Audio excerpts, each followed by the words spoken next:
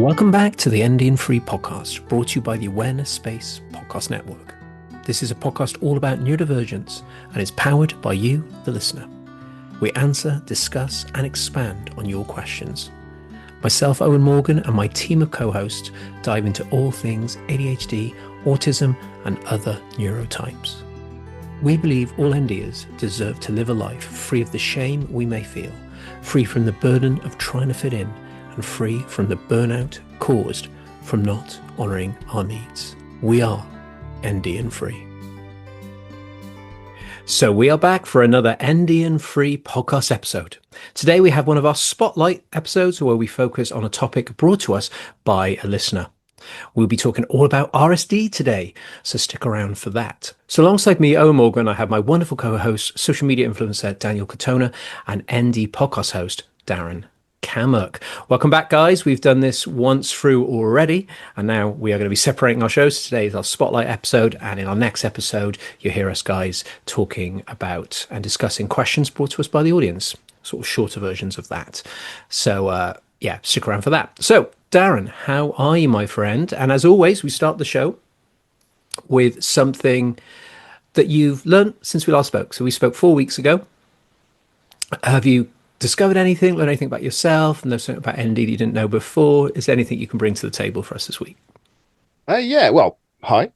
Good to be here again. I'm doing very well, thank you very much. Busy, but, it's all positive. Something new. What I've been reading a lot.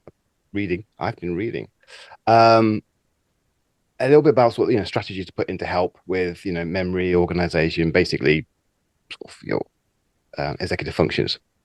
And yeah, I've been reading some new things, but what really sort of sticks out for me is there's a lot of things that are written, and these are good things to do that we already do, just automatically without thinking about it. And I kind of start looking at how else in my life, what do I do already, which kind of is the same sort of thing.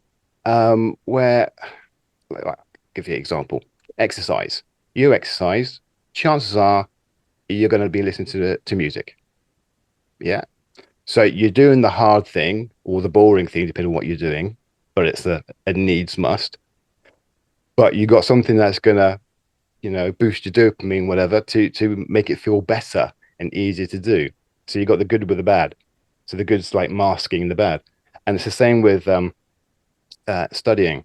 Okay, you study in the right environment to help you, right? So if I'm going to study, generally it's in a quiet place.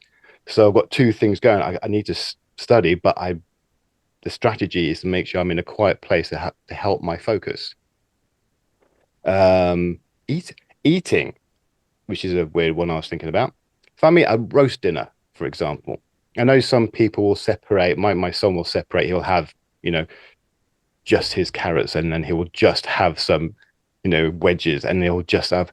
But for a lot of people, you combine each mouthful. So I have some broccoli with some gravy on it and a bit of a roasty or some meat, whatever. So it's like, it's the nice tasting things masking out the not so nice vegetables. So it's that combination. And I just think that when we're learning things to help ourselves, it comes across as all new, and it can be very sort of overwhelming in regards to all these extra things I've got to do, extra things. How am I going to put all these extra things into my life? But a lot of stuff we already do in our lives naturally without thinking about it. And if we think of it that way, I just feel it'll be a little bit easier to just add those things into other areas that can help, because it's nothing new, it's stuff you're already doing. So sort of looking at it that way, just I think for me it takes the sting out of it. Like I don't have to learn all this new stuff and add all this stuff into my life, because some of it I'm already doing. And that's what I've been thinking about since the last. No, I like that. And a bit like scaffolding, put scaffolding in place so you can get the work done that you need to do. And that scaffolding is normally stuff that you already do or enjoy, or comes with a sense of ease. So It's a metaphor. I'm a metaphor guy, but I like the idea of scaffolding is quite powerful.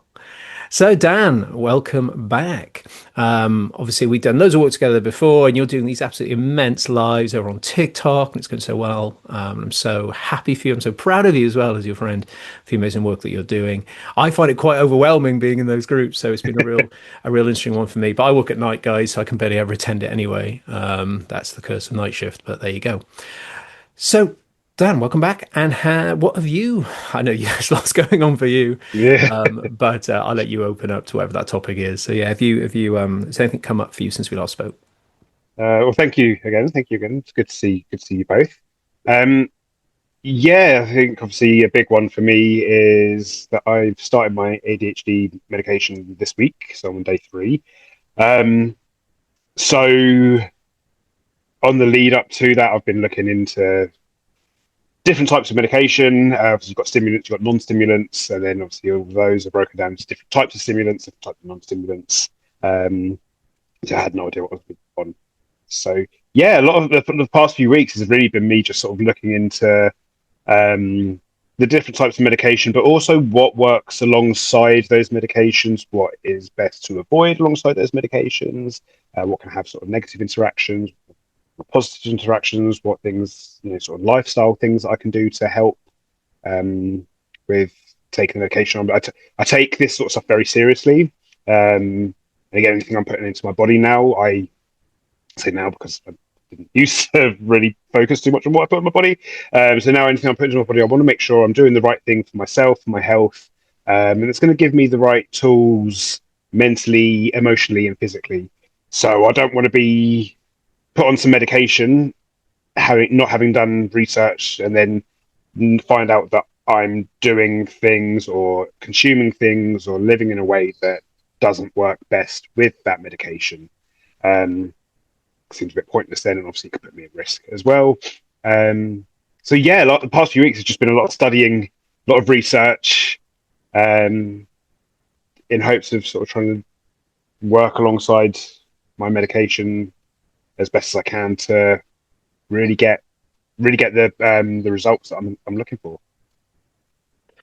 Yeah, I think it's kind of like so much expectation, isn't it? I guess there's a whole mindset around when you go on that journey. What are you really expecting? Have you done your research on that? Does it take? I know, Darren, you can lean into this, but how long it takes and what quantity you're taking, and at what quantity will you start to notice the effects, and what the effects you even want? You know, is it to Yeah, make life easier? Is it to enjoy more things that you haven't previously been able to do? And also, like you said, what contradicts with that? With your testosterone situation being low, and all the working out that you do, and all those kind of things that affect your biology of your body. Got to exactly. bear all of these things in mind. And blood pressure, you spoke about that, didn't you, Dan? Yeah, About the blood exactly. pressure That's as well, because I guess with low testosterone, like someone like me, for example, that hasn't done anything about it yet, that could cause problems for me if I'm overusing my fight and flight adrenaline and cortisol, using those to do what the testosterone is supposed to be doing. And I chuck a little stimulant in, for example. What's that doing? It's tricky, isn't it? exactly. So my consultant advised me to get a blood pressure monitor. So, like you say, yeah, the cortisol, the stress hormones, increase your blood pressure, which obviously for ADHD people, that's sort of how we live life a lot of the time. So, when we're unmedicated, so that increased blood pressure, but the testosterone itself, taking testosterone increases blood pressure, um, and so you have to have regular checks when you're taking testosterone. ADHD medication, especially stimulants, increase blood pressure. So all of these, and obviously, like you say, I work out regularly. I go to the gym. I try to go to the gym regularly, a few times a week. So again, my blood pressure is going to be high, especially straight after a workout or during a workout. So all those individual factors, yeah, increase blood pressure. So that's something I have to be really careful of. They have advised me not to do cardio, which is good because I'm not really a big cardio fan anyway.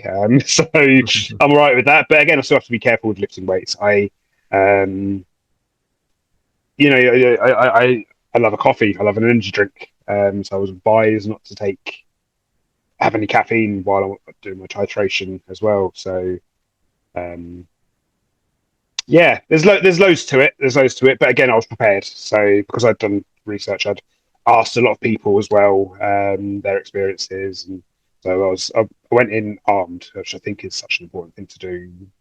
If you're going to be starting anything, anything, whether it's medication, whether it's even if it's just sort of over the counter supplements, I think it's so important to see what they're actually going to do, what's in it, what interactions, if there are going to be any other interactions with supplements or drugs um, or anything any lifestyle things. If you drink, if you smoke, if you do other stuff, if you're very inactive, if you're very active, all of these things combine. I take everything with a very sort of holistic approach. I think the brain and the body are your mental well-being, your emotional well-being, your physical well-being are so interconnected that I think it's so important to look at everything as a whole. And because I did that, I was sort of I went in armed and ready. So yeah, Yeah, I think going in with your eyes open, isn't it? Knowing all the things that are really going to matter in any given moment that may arise. And you're right, same with supplements too, certain things that we may be putting into our body, which no matter how healthy they are, could cause an issue with some other chemical reaction. So, no, just got to listen to your body, really. Try these things. I know, Darren, when you started, remember you mentioning how you didn't really notice much until you get into the bigger doses. So would you briefly be able to let us know what that was like? Yeah, I mean, well, because they start you on the titration, they always start in the low dose, to then sort of work it up so they can sort of liaise with you regarding when you feel it start working, start kicking in, and then also looking at any side effects as well, and try and get that balance of, you know, the right dose to get you something to help you, but without going too high that the side effects, if you do get any side effects, are going to be too much to, to deal with. So, so it might be the highest dose is great, or might be the highest dose might be perfect in regarding what it helps you with focus and everything that, organizational skills and whatever. But if the side effects at the highest dose is too much, that's not going to work for you. So, bring it down a level again. So it's working at like 50%, say, but no side effects. That's going to be a better dose for you. So, so with me, I didn't find anything. I started on Ritalin.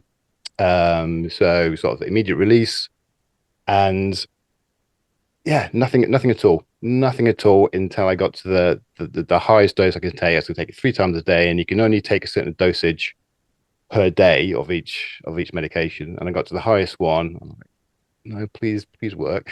Because I did at the time, I didn't know what to expect. If I can't go any higher, what's going to happen? But it kicked in, and yeah, that was great. That was really good for about 9 months for me, and then it stopped working, and it wasn't lasting very long. So I was getting like 2 or 3 hours per dose. So through the day wasn't a lot of coverage. So then they changed me to what I'm on now, which is dexamphetamine. Um, so going from methylphenidate to an amphetamine based medication. And I take 2 lots per day, again on the higher dose, because underneath that was doing nothing. But yeah, 2 doses, and it's great. And it's like I feel that I'm getting a good 5 or 6 hours per dose, which is lovely. So that's good, a full coverage from the morning till sort of getting around sort of 7:30, 8 o'clock at night. I feel it's coming off. So yeah, but it's something that helps me in my situation. Everyone's very, very different. And as they say with the medication, it's about how your body metabolizes it as opposed to the dosage. So, I mean, I looked at it, if, is it to do with your weight? Because I'm, was quite a big guy. But no, it's about how you metabolize it. So that's why some people are on a lower dose, some people on a higher dose, some people go to 2 or 3 different medications before they find something that works for them. So it's all about how your body deals with it as opposed to just what the med is and the dosage. But it can, yeah, works for me. Definitely works for me. Yeah, thanks so much. I just, we're not going to cover this in any depth. That was enough for today. Because it's a loaded topic, Yeah, it is. as we know, Dan, as we It's know yeah. on the lives. So, please just do your research and be supported. Have people around you, hopefully a really decent person that's prescribing it and everything as well.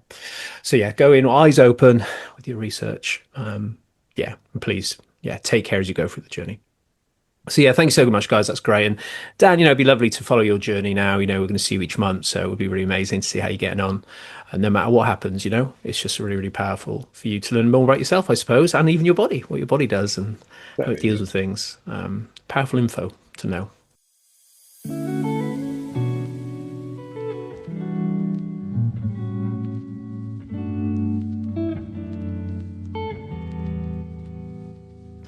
Right, great stuff. Right, let's jump into our topic today. So this was brought to us by my good friend Jane, who was asking us all about RSD. So we'll be looking at how we can help ourselves when it rises, how to support our sensitive nervous systems, and build confidence and self-esteem. So let's just freestyle, guys. Let's go all over the place, but let's stick with the RSD aspect of it. So this is rejection sensitive dysphoria. So essentially, for me, in my words, a hypersensitivity to rejection, or even just why that's a way they're looking at me, or a certain word. It's not just about what is an obvious rejection statement, just generally people watching. Oh, what's that mean? And having a response to it, even though it's nothing to do with me and they're not even looking at me. But why did they say that or do that or not do this? And it feels horrible, very intense in the body for me anyway. But for you, Dan, what are your experiences with this? Do you have it? What does it look like? Where do you feel it in your body? All that kind of good stuff, if you do. Yeah, so this is, I think, for me, one of the worst parts of neurodivergence, ADHD specifically.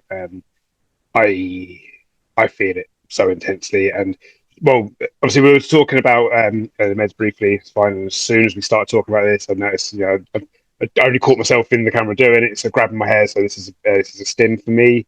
Yeah, I stim a lot, and anyone watching this, so it sees clips and stuff.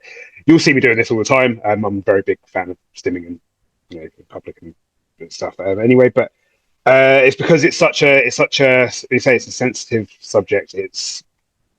Um, it's such an intense feeling, and I'll be honest. I'm going through it right now with a few different situations.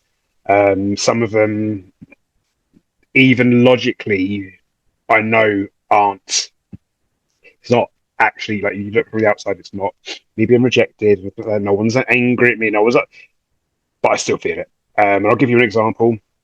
So I've got a group chat that I'm in, and a bunch of people that I'm friends with on TikTok, that we've now got a group chat, and we a couple of us host lives, and it was a friend of ours' birthday, and I said, well, we said we'll do a live to so we can all sort of be together, so to speak, online, and all have all celebrate our friend's birthday. And in the group chat, I said, well, I'll be live anyway doing my ND drop in. So I'll cancel that. I'll stop that a bit early. And then if you all want to come in, I'll already be live. So we can do that and we can celebrate their birthday. No one replied to it. But, okay, everyone's busy, even though everyone was literally just talking. And I've said something and now no replies, but okay. Tried not to and then the next message underneath was another person in the group saying, I'll be live at this time, I'm happy to host. And a few people then love reacted to that and like, yeah, wicked, we'll see you then. And my message got completely ignored. This was a few days ago, and I still haven't spoken to them. I still have not contributed in the group chat. I didn't join in the live that was hosted by them because I feel so rejected and so sort of put out, and I have taken it so personally, and I'm still really upset by it. Now, a lot of these people are neurodivergent, um, or at least have strong neurodivergent traits. And also, everyone's busy. And I've been in group chats where you you mean to reply to someone, you forget, and then you see another message. Oh yeah, I was supposed to reply, and you just reply to the last one. And those are the things that logically I can think. This is why. This is why. This is why. But that doesn't matter to the RSD. That doesn't matter. And but now it's been so long as well. It's been a few days that I haven't spoken to them. I didn't join in the lives, and so now I'm sort of caught in that thing of, if I now go back to them, I feel like I'm going to be sort of like pestering them and bothering them because they haven't reached out to me. So they clearly don't want to talk to me. They clearly are, they clearly don't like me anymore. So I don't want to bother and pester them. But they're probably not even thinking anything about it. Probably, oh, we know Dan's been busy recently. We know Dan's had a really stressful life recently, really stressful few weeks. So we'll just give him the space. That's probably what it is. But I can say that over and over and over again. Doesn't change what's going on up here. So yeah, I just thought I'd share a personal story that I'm experiencing right now, just to give a really, really clear response idea of what RSD can be like and how it can manifest, even in situations that when you're able to take a step back, that there is no rejection, that people do still like you, that there aren't any issues, but no matter how much you tell yourself that, you can't believe it yourself. And that's just one example of something that I'm experiencing right now. So yeah, thought I'd bear it all for everyone to. It gives an idea. It gives an idea of and hopefully again, hearing anyone who hears that again helps you sort of understand a bit of why you feel things. You feel things intensely, and that you're not the only one that's. You feel like you're making a mountain out of a molehill, but that is essentially what RSD does to you. Yeah. Yeah, I think it's important to acknowledge that, a neurotypical will say, oh, well, yeah, we all feel like that sometimes. And it's a very irritating set of words that people will say. It's that what people need to understand, I'm sure everybody listening will get this, it's ND, is it's so visceral and it's so big and colourful and loud. It's the best way to describe it. It's very intense sensation that you feel. And you have to use all your sort of distractionary tools to try and not feel that way. And your ruminating brain, which can be quite common for us too, is that you're going to go over and over and analyze it. Well, actually, in their defense, you end up being a lawyer in a court. Like, the defense, I mean, but actually, justice-wise, they should bloody respond because, surely a friendship's built off of that sort of thing. And it's exhausting, and people need to understand that this is, it's a real felt sense thing, and it's not like everybody has it. No, it does not feel like that. It feels a lot deeper. So I just wanted to acknowledge you there, Dan, and everybody that will be feeling the same way, that feels silly about all of this. It's not silly. It's a felt sense, and that's real. That's real in your body. It's not fake. So you have to listen. So Darren, you were nodding away and acknowledging all this. So how do you feel in response to this sort of thing? How does it show up for you if it does? Yeah, same as Dan. It's the the worst thing about my ADHD. Yes, the lack of focus has shaped my education, or lack of, and I guess work as well. But the RSD, that's just shapes everything else.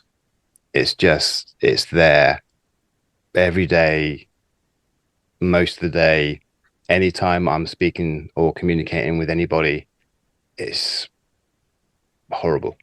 And it's just so exaggerated, and it makes no sense. And I tried to explain to my wife before I knew I had ADHD or anything like this. I tried to explain to her,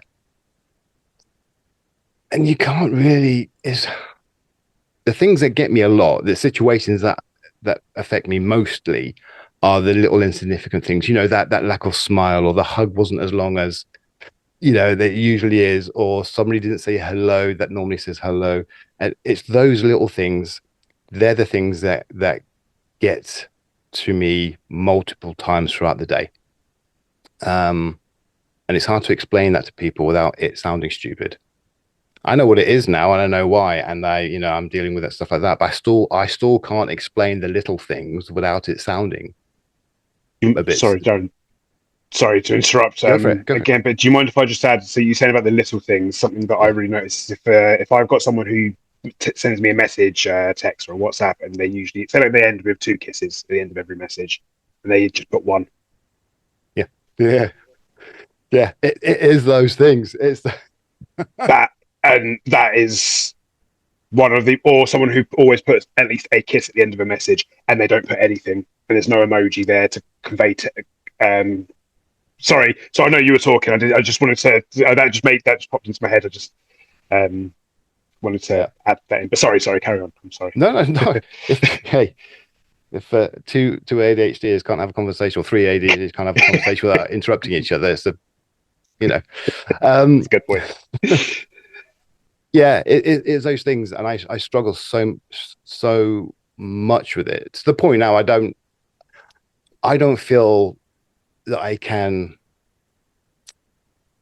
say let people know all the time I'm going through it, because that's most of the day, you know. And that's just not for me. That's not a viable thing to do, because, crikey, it's like I'd be picking on people all the time because they didn't do something that they normally do just to make me feel better. But yeah, it is so exaggerated. Even now I know what it is. I think that knowing what it is and why, and the medication has helped. Um, because I know, and because my head is a little bit clearer, I could think more, I guess, more logically about what's happening. Doesn't stop it. Okay, it doesn't stop it at all. But from going from something happening, and that's gonna hit me for, depending on what it is, days or weeks, it's gonna hit me for minutes and hours. So I haven't had recently any big things going on, so I can't sort of say how I can respond to those at the moment. But generally speaking, it lasts for a shorter period of time, because I feel now I've got Mr. Logic on my shoulder going, it's not real, it's not real. And it kind of helps to bring me out, but it doesn't stop me from going there in the first place. It's still as deep, it's still as hard, but I'm not in that hole for as long. So yeah, and it's still fun, really hard to describe it to people, because it's hard to put it into words that make sense and sounds credible. But like, yeah, it just feels like, I mean, this hasn't happened, but it could be the case of my wife would, I don't know, pick up on something that I wasn't doing, and it would literally feel like the end of a marriage. I mean, that hasn't happened, but just for an example, it's that exaggerated, and it's totally blown out in your mind and soul, that that is complete disaster, and I'm just not worthy. Um,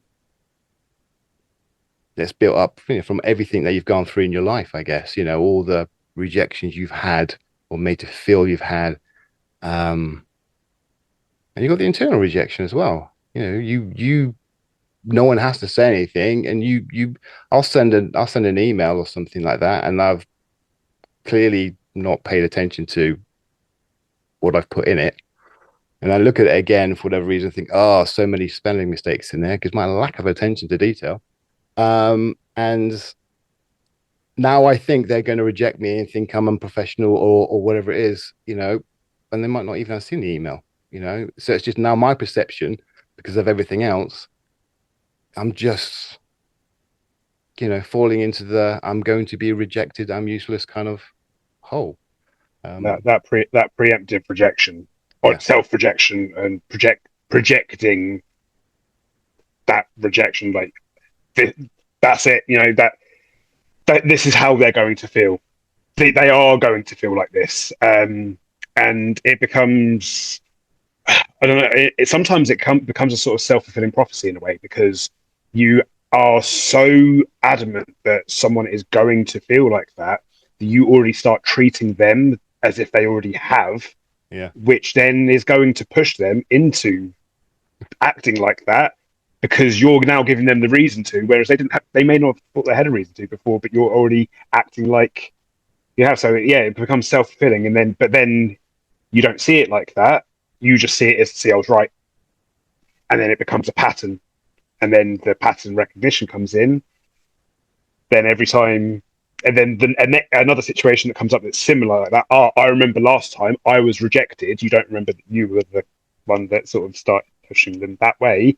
I remember last time, and so then you start withdrawing more, and then it just becomes this vicious cycle that is so hard to break. Yeah, it is. It is. I work on a Monday and Tuesday and a Saturday, and at work, if something happens at work, like if I say something or have a joke with someone that I get on with well at work, and it's, I don't know, maybe not the joke that I would normally say to them. I can go away thinking, oh, maybe I've overstepped the mark. I've overstepped the mark, and it's not, But then, if I haven't got their telephone number, whatever, I can't now speak to them to make sure everything's okay, we're all good, and it festers, and then, oh my God. And then it gets just worse and worse and worse. I'm like, no, I don't want to go in on Saturday and see them. I don't want it because it's going to be horrific. They've probably complained about me. I'm probably going to be taken into the office. I'm going to be reprimanded because of my behavior. And, and if, God forbid, if they were off ill that day, so I still can't, Yeah. I have to wait until Monday to see them again. And, but then it's not until I see them again, and I say hi, they go, all right, do it. It's like, okay, we're good.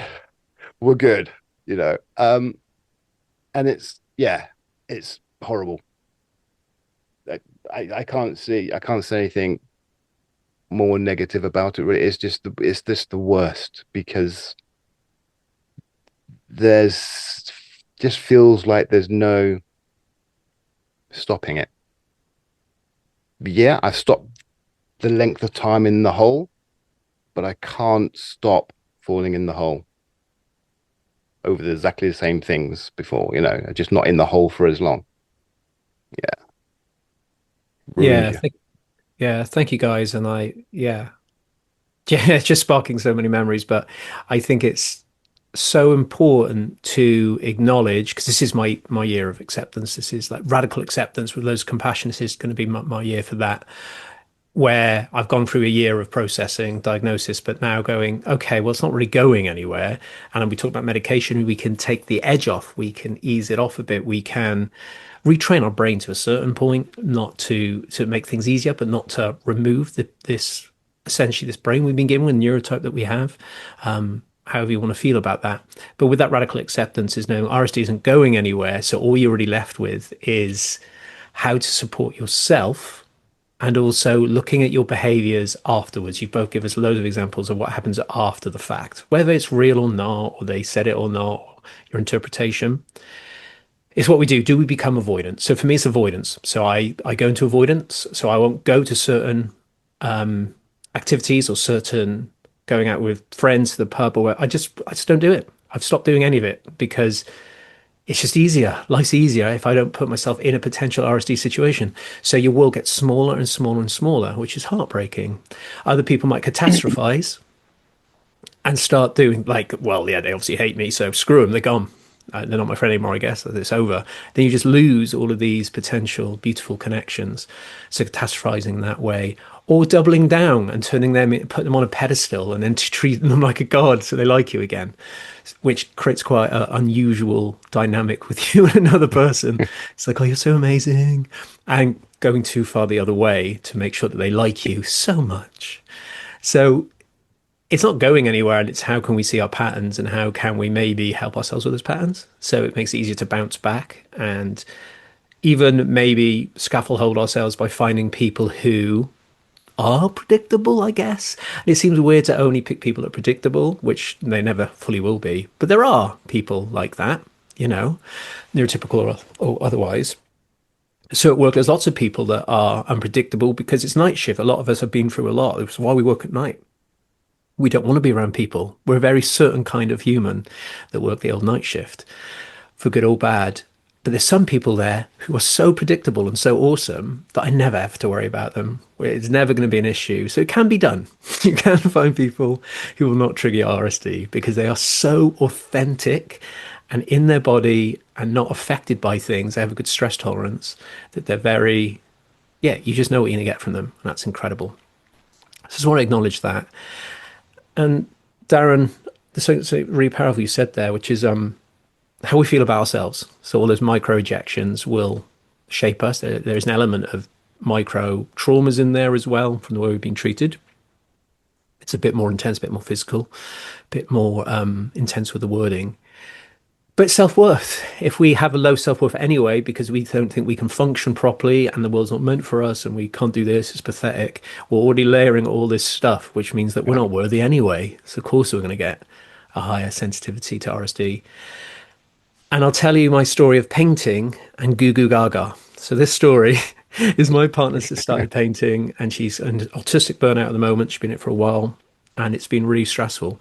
But she's taken up painting. She is incredible. Like Japanese painting, where they use fine paint marks and they use sort of negative empty space to tell you what a tree looks like because the sea doesn't have any waves, things like that.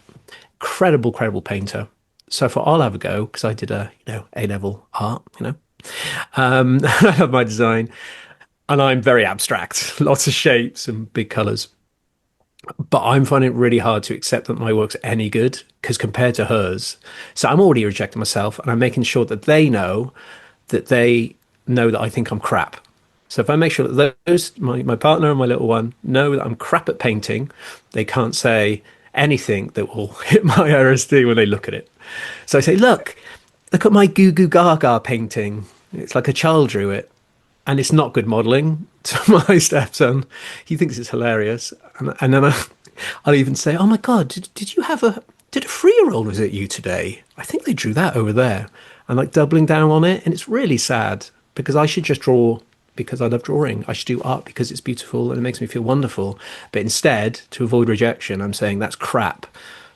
And I think that's rubbish and really sad. So I just wanted to acknowledge that as a story as well. That the self-worth is already leading down that path. Thank you for sharing that, because that's, especially when it comes to something that's coming from your own mind.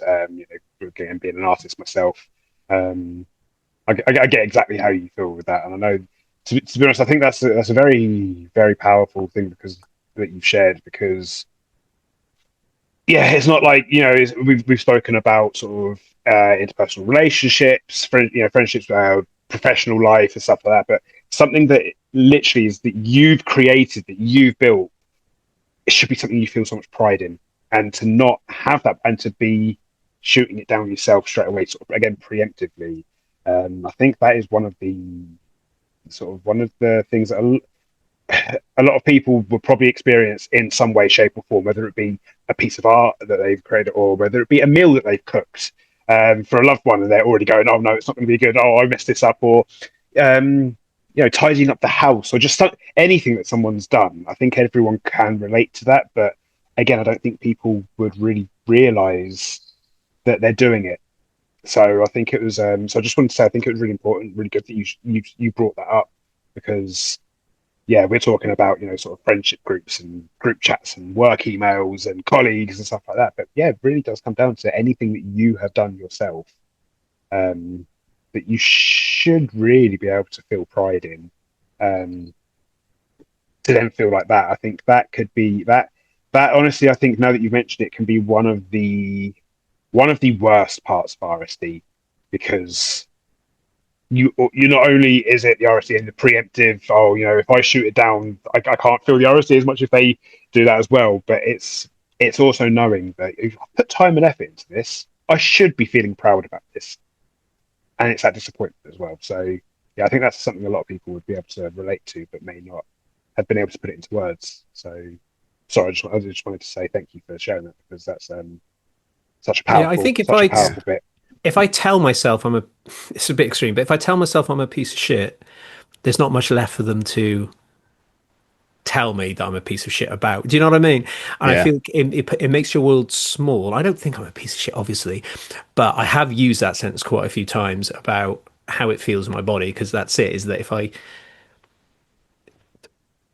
pick something that's so easy, it's going to be much easier to master it and much likely to be rejected. Therefore, I keep my world small. I don't get to grow or build a career or take a management position.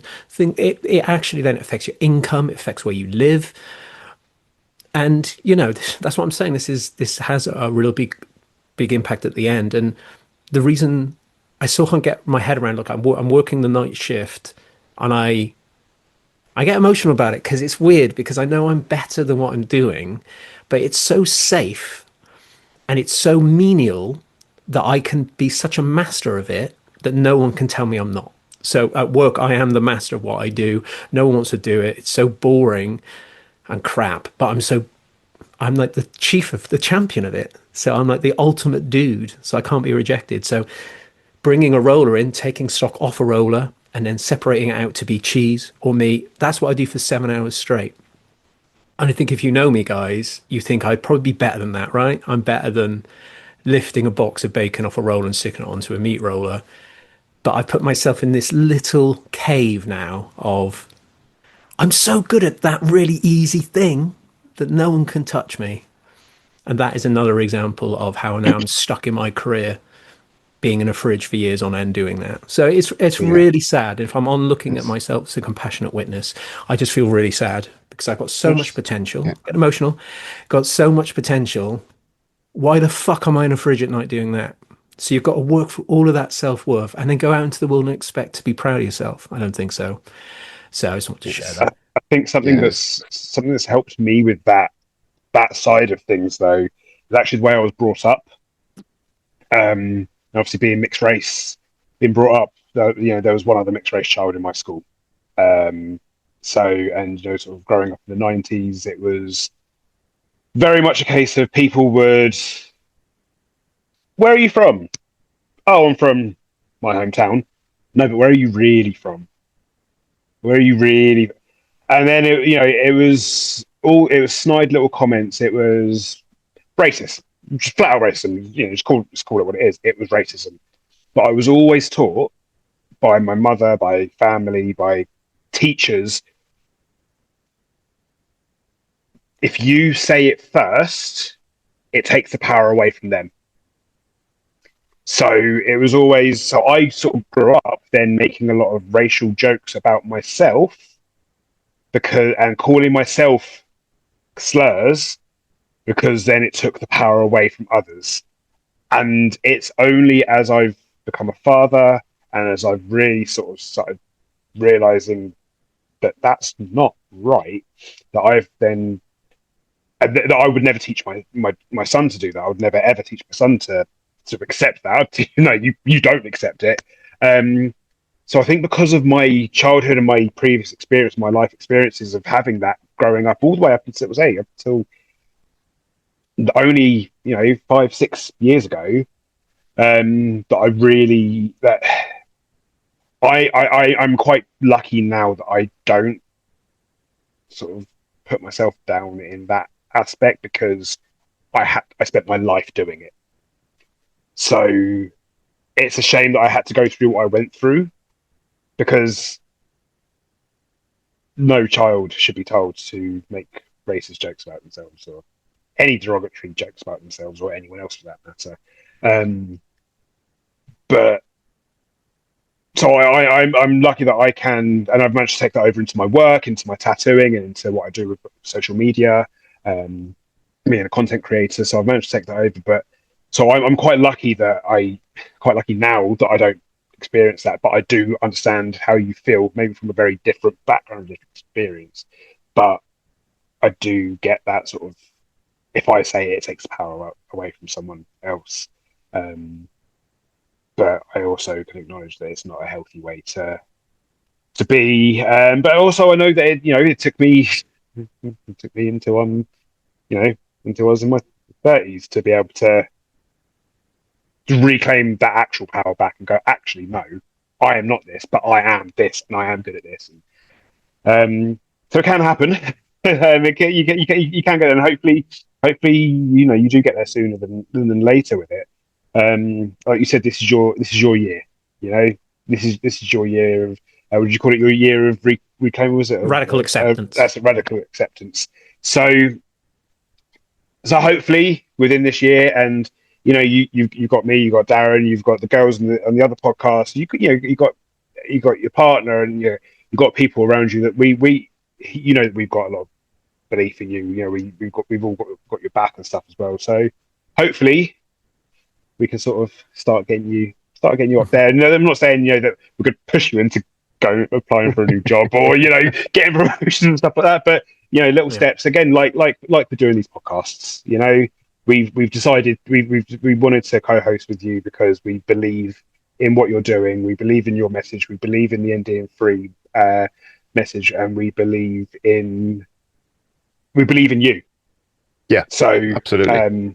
So I just wanted to sort of put that out there as well, that we would, and I don't want to speak for the girls, but I would like to assume that the girls as well, that they wouldn't be doing it. And all the guests that you've had as well, thinking of all the people that you've spoken to and had on your show, no one would have joined if they didn't believe in you, what you're doing, and know that you are a good person, and you've got, there's so much that you can do, and hopefully with our help and with our support, we'll get your mind into that space. Thank you, man. I appreciate it. Thank you to you both. And this wasn't meant to be a therapy session, but I'll take it. Which is great. There is a tool. I'm going to speak to you, Darren, now, but I have got a tool that helps me for this, by the way. That all sounded a bit intense. I did all that. I do have a few tools that actually do really help, real compassionate tools. We'll do that to wrap up.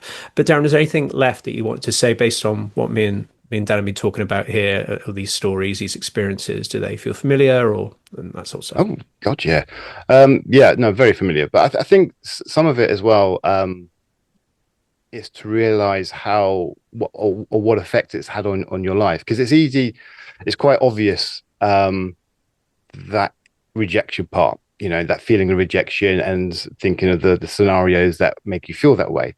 That's quite blunt, really, for us. It's but it's the things that you do because of it, be it you overcompensate, like you'll get there first, excuse the mess, although you've just spent like 3 weeks trying to tidy. I didn't realize for a very long time that the hours I used to do at work, I used to do a lot when I was working for sort of full time. I was doing sort of 15, 16-hour days because I'm a team player, and that's what it was. I am a team player, and everyone should be a team player and put all that effort in. But I realize now, it's that overcompensation, because I can't get all my work done in my 8 hours. And I have to get the work done, because if I don't get the work done, I am going to get that rejection that I've had so many times before. I'm going to get, ridiculed or in trouble or whatever, because I haven't been, doing what I'm paid to do. So I'll do all those extra hours to compensate, to stop that rejection. And on the flip side of that, it makes me into the guy they can rely on. Darren will be there. It's okay when Darren's there, everything's fine. Darren, he will be there, and he won't go and tell the works. I'm the reliable guy. I'm the reliable guy because I do all the hours. I do all the hours because I can't get my work done in the hours I'm meant to do it in. So when you start thinking about those, you can stop doing it, for one thing, and put things into place. But that rejection sensitivity can have a big effect on your life. But sometimes you need to realize some of the things that you're doing comes from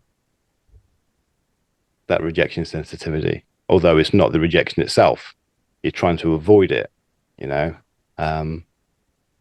So yeah, if you for me, it's understanding a bit more about yourself and learning about what's going on, so you can put things into place and make your life a little bit easier. My job that I do now, I do it because I don't want that happening. I do it because I want to have something when I get home afterwards. Because still, when I was doing 16, 15, 16-hour days kind of thing, I'm nothing.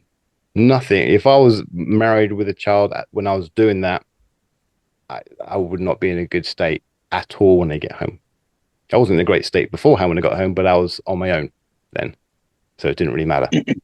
Um, so yeah, learning about yourself and understanding about where things are connected is a huge thing, and it will help you. So like unpicking it all, basically. Why you do things. Is it because you need to cope with a certain thing? Is it because you're overcompensating? Is it because you're so,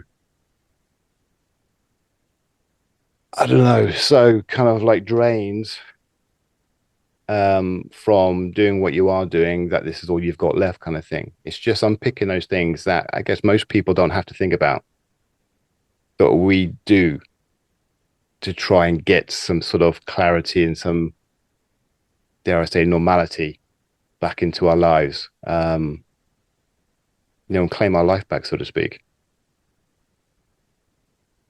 Yeah, I Anyway, love that. Yeah, thank you, thank you. That's nice. You covered that question as well, as how can we help ourselves. So, Dan, is there any? I know you talk very similarly about that as well, about this looking at the whys and what we do. But is there any final thoughts on how you just help yourself personally? Really, you're going through all this stuff with the group chat and everything. But is there tools you use or anything you do with your body? Is it grounding, breath work? Is it distraction? What do you do to help those sensations ease? To be honest, I very much like I said on the last episode that we did, I allow myself to just do whatever I feel is necessary at the time. I don't have a set thing. Sometimes it's very much a case of I'm going to chuck my headphones on, I'm going to listen to a podcast, um, the ND and Free podcast, and then I will go out for a walk. I will, go for a walk in the woods or whatever. Sometimes, if I'm able to, I'll go to the gym. Again, headphones on, angry music, lift heavy. Sometimes I'll get my weighted blanket, all the lights go off, and I'll scroll my phone while I've got a safe show on in the background. There's not one set thing for me that works. It very much depends how I feel. Yeah, very much how I feel at the time. Um, and it's taken me a while to get used to that, because you talk to anyone and it's very much a case of, oh, you should, you know, I do this, I do that. This is what I do. And it's like, okay, well, sometimes I do this, but sometimes this doesn't work. And sometimes I do that, but sometimes that doesn't work. And sometimes my brain's too overstimulated for this or too understimulated for.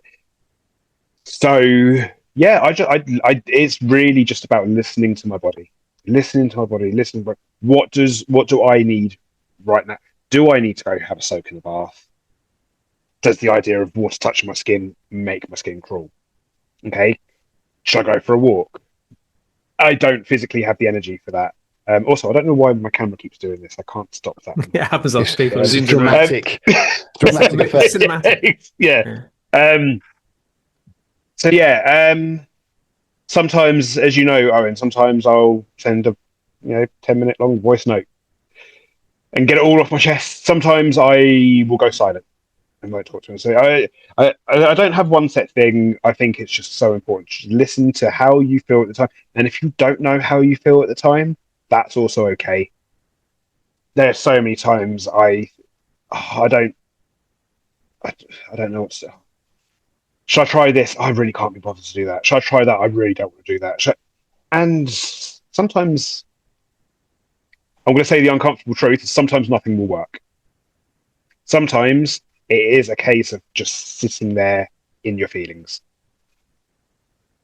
It's not the nicest of things, but sometimes that is what you need. Sometimes trying to force yourself to do something can be worse. Sometimes, trying to force yourself to go for that walk or to go for that bath or to go to the gym or to try and focus on a TV show or to listen to a podcast, any of these things, sometimes you really don't want to, and you're just going to get more overstimulated. You're going to be more stressed out. And sometimes you need that time to just sit and allow your brain to just process everything that's going on, to acknowledge every feeling that you are feeling and accept it. And now I know that's not what a lot of people want to hear. Sometimes people want a fix. Some people want, oh, but what's going to help? I need to do something to. And again, this is just me personally. I'm not going to give advice as such, but it's me personally. I sometimes, if I've tried 10 different things and I cannot bring myself to do those 10 different things, I've accepted that sometimes I just need to sit there and feel like crap for a bit. And I need to sit there and just let my brain process the fact that I feel like this, how I feel is okay, how I feel is justified. This is why I feel like this. I know that it might not be the truth, like with RSD. These people might not be angry at me. These people might be absolutely fine with me. But right now, I feel like this, and I'm allowed to feel like this. I'm allowed to feel upset. I'm allowed to feel angry. I'm allowed to feel hurt. I'm allowed to feel rejected. And you know what? I feel like shit right now, but I'm allowed to. And that sometimes is, say, the uncomfortable truth, because people do want a fix. And I do as well. People do want that quick fix. That no, but what's going to help me right in this moment? And sometimes nothing. Sometimes you're gonna feel low. You're gonna feel down. And as much as we all hate being told it, you've felt like this before, and you've come out the other side. We all hate being told that, because right at that moment, don't tell me that, because that's not going to help. But it is true. Yep. The right way to say it is, it's everyone is very different depending on what you like and don't like anyway as a person. I tell my wife at any point, if she ever feels that I'm standoffish or in a mood or what upset or whatever it is, I point blankly, there's no time that I don't want a hug from you. Okay. I am a hugger. I'm very tactile. Hug me. Okay. Hug me. I will feel better. Okay. I can't say that to the people at work. Maybe a little bit inappropriate. Yeah, you may be invited into a meeting. Yeah. But but since the medication and everything, I've dealt with it with the little mister on my shoulder saying it's not real. And that's all I can say for me personally with how I deal with it now. I don't find that I use my fidget toys when I'm in that kind of low with the RSD. But before the meds, before all that, I used to come away and I used to do what I now know is maladaptive daydreaming. Because my mind is always wandering and going, and I used to go to better places, and it was always quiet, it was always anything, and there's a lot of detail. It was just escapism. And I didn't have to try to do it. I just went there. And that would carry on that scenario I'd have. I mean, it could be anything. It could be wild camping in the Lake District. It could be, I've had, oh God, in a bomb shelter, but one designed for billionaires kind of thing with everything in it kind of thing. But I was in one of those, on my own, and that scenario was around for months. That was my go-to thing, and I was all huge detail in it. I was kind of thinking about the air filters. I was thinking about, all this minute stuff about being there, but it took me away from the feelings I was having, and everything is out of my head. And that, in a sense, saved me a lot of the time. Not always the best thing, because sometimes, you got to deal with reality, and this is pure escapism. But yeah, but since then, I can't actually do that with now I'm on medication. Don't know why. Don't know the biology behind it, but I've tried, but it's just like I can't. But yeah, it's just for me, it's just understanding everything helps. It's not perfect though. Yeah, thank you both. So much power in there, so much authenticity. This has I been don't fantastic. waffle on. I No, do. no. This is why I don't leave you guys voice messages. Can you imagine what my voice messages will be like? They'll be like a half an hour in length with only about 3 sentences, because Have you I heard just don't ours? get the words out. Have you heard ours? Yeah. Yeah, I did think, yeah, waffling doesn't exist on the show. And if I could be sponsored by Bird's Eye Potato Waffles, then I would, because it would fit in nicely with the waffling. Actually, that joke just came up for me. I love that tune. But yeah, no, thanks so much, guys. And we better wrap up because this one's become a bit longer than our normal. But hey, guys, if you're loving this stuff, send us your topics because us three are gonna dive in there for you. But just to finish off, the main key things are gratitude. So I use gratitude a lot. I'm really grateful for all the different things I have. Not necessarily things around me or people, but gratitude for what I've built or gratitude for what I'm doing or, tend to my garden, how proud of my garden I am, just things like that. And there are things where I don't goo goo gaga about. I'm like, that garden looks pretty sick. I did a good job there. So gratitude.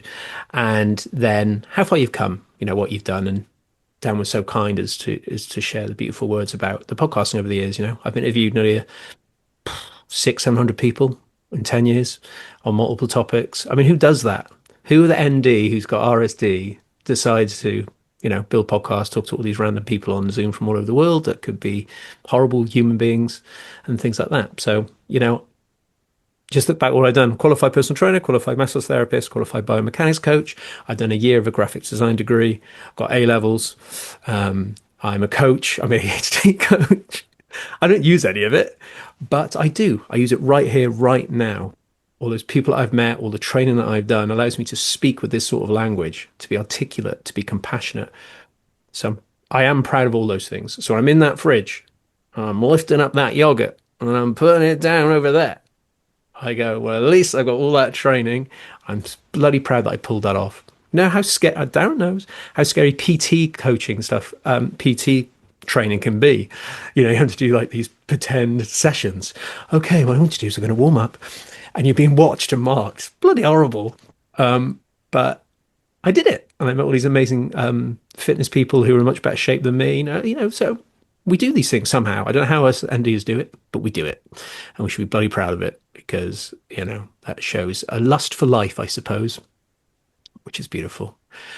So it's a nice positive finish. Thank you both for that. After the break, we're going to have a lovely little quiz just to lighten up a little bit and send us off on our way, as if we're not doing another podcast, for anybody listening, just after this one. But after the break, we will have a quiz. So we'll see you there.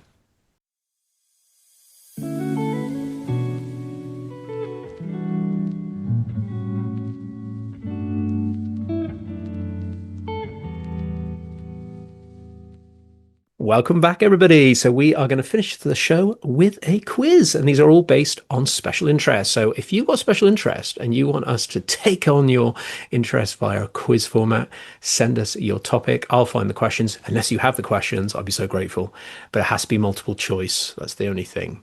So we're going to go into, I sort of picked this for Dan without asking him. I probably should have said, but it's WWE. I know WWE. I love it. I'm obsessed with it. I didn't watch it for 10 years, but I brought it back recently and I'm in love once again. So in theory, Dan should get all of these questions correct. That's wrestling, by the way, if anyone didn't know. Darren's face when I told him was hilarious. So this is going to go well. But Darren will get his day. All right, guys, it's currently 3-1 to Dan in the Quiz Historical Championship League table.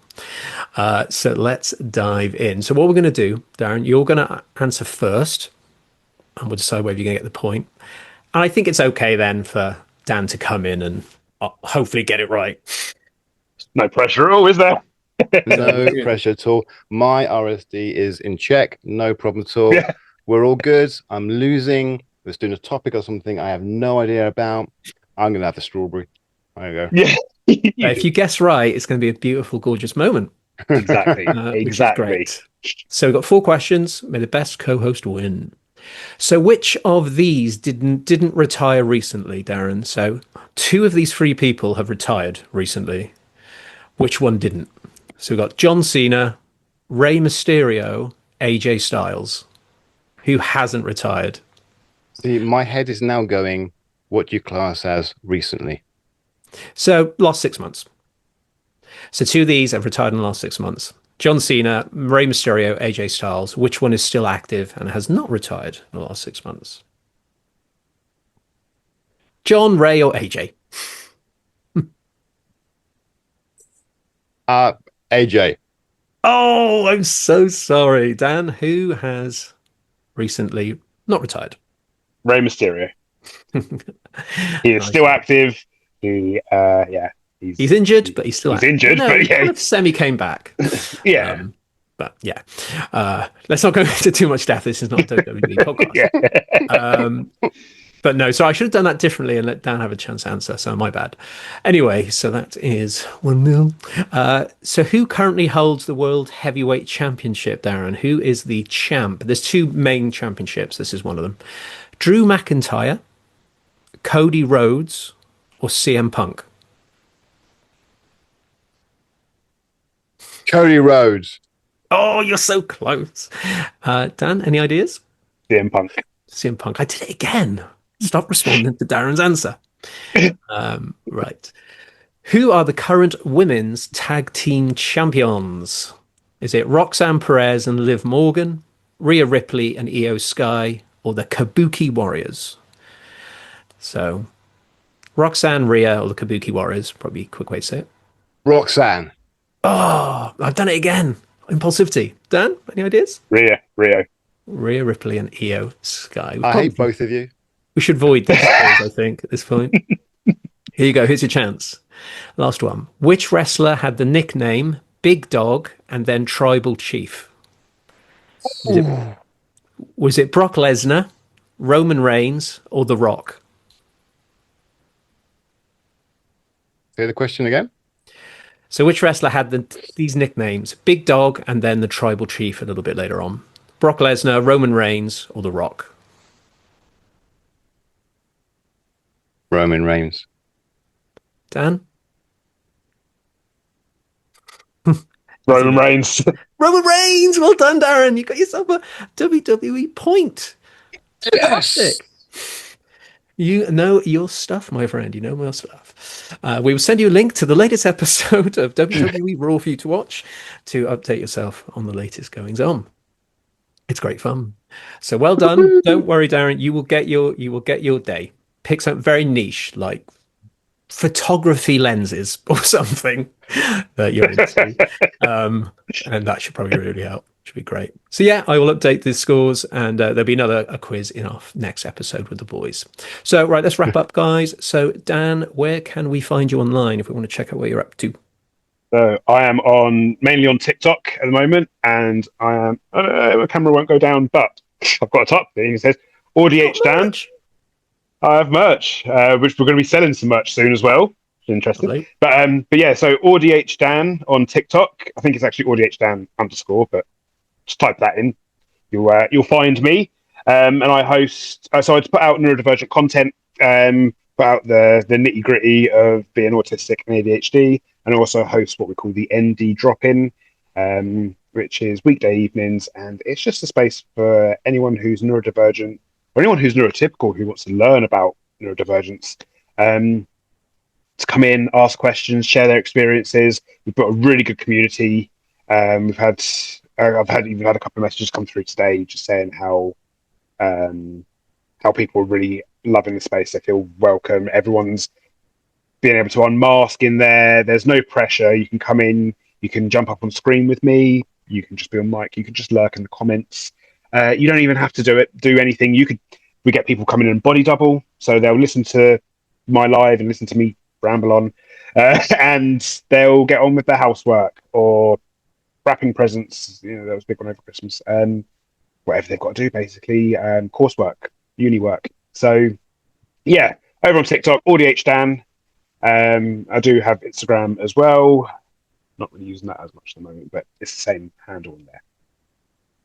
Amazing stuff. I'll put all the links in the show notes, and your lives are a beautiful. Yeah, they're beautiful. They're very safe. Considering it's a live, it feels like a very safe space. We've got some amazing friends on there as well who sort of like co-host if you need to have a little breather and stuff, which I really appreciated. Thought that was very special. So go and check it out, guys. It's really, really cool. And Darren, where can we find you? What are you up to at the moment?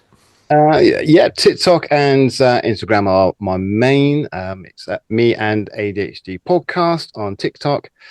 On Instagram, it's me.and.adhd.podcast. Because I haven't done that to what do you call it? TikTok yet, because it says mean dog. No, mean dad. Sorry, mean dad. You're thinking of Roman Reigns, the big dog. Yeah, big dog. So you got that in my head now. Yeah, good name. It spells me mean dad HD. So yeah, I need to maybe change that as well. I don't know, but anyway, so I'm on there. I'm getting ready for season 4 to start in the next few weeks. So I'm looking forward to doing that. Actually, meeting some new people. It'll be good to chat and good to get that off the ground again. It's been a little while. So yeah, happy days. Yeah, good stuff. But I'll put links in the show notes. I'm really looking forward to a return. I'm like, where's all the episodes? And now I know now. You've had a break. Probably should have checked. But yeah, I've been on the show. It's fantastic. So yeah, go and check it out, guys. Obviously, both of these boys are insanely articulate and they know what they're talking about and they're really authentic and open. So you're going to get really, really good content out of them, which is awesome. All right. Thank you for listening, everybody. And in our next episode, I will be back with Dan and Darren for our Q&A episode. We'll see you there. Thank you to everyone listening. We really hope these podcast episodes help you.